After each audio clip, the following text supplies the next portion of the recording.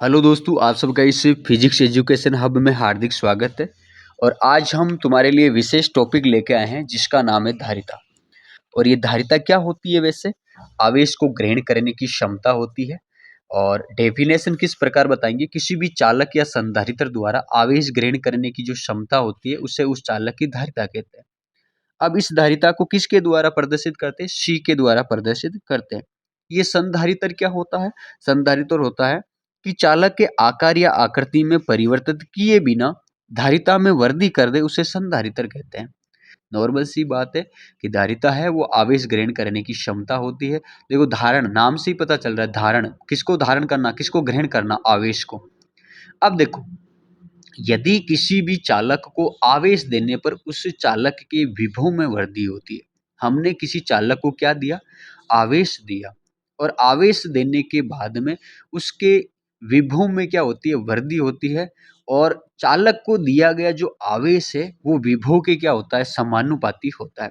तो Q समानुपाती में लिख सकता हूँ V, और Q बराबर CV।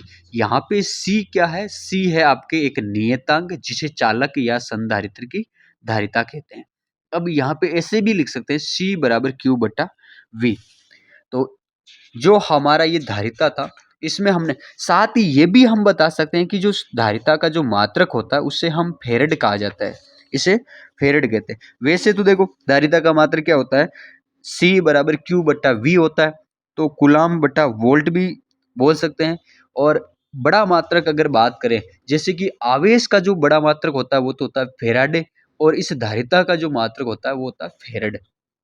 तो ये भी आपको ध्यान रखना है कि फेरड और फेराडे के अंदर बहुत अंतर होता है। आवेश का जो बड़ा मात्रक होता है वो होता है आपके फेराडे, और जो आपके धारिता का जो मात्रक है उससे कहते हैं फेरड।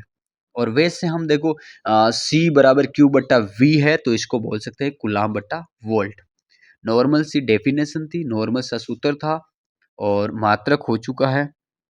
विमा भी निकालना चाहो तो विमा भी निकाल सकते हो।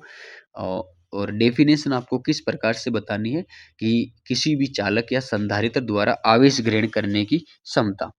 और उसके बाद में देखो, इसी चैप्टर के अंदर हमें बहुत सारी इस प्रकार की चीजें हमें देखने को मिलती है कि जैसे कि संधारित्र से संबंधित बहुत सारे क्वेश्चन पूछे जाते हैं कि समांतर प्लेट संधारित्र क्या होती है।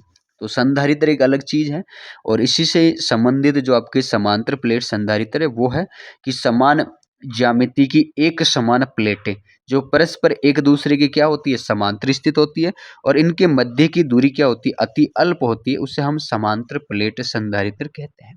मतलब वहां पर भी एक नॉर्मल सी बात है, समांतर प्लेट संधारित्र वो भी एक इम्पोर्टेंट चीज है। जो ये क्वेश्चन पूछा जाता है कि समांतर प्लेट संधारित्र की निर्वात के अंदर धारिता पूछ सकते हैं, तो C बराबर एप्सिलॉन नॉट A बट्टा D होती है। तो इस प्रकार का भी क्वेश्चन पूछा जा सकता है। धन्यवाद।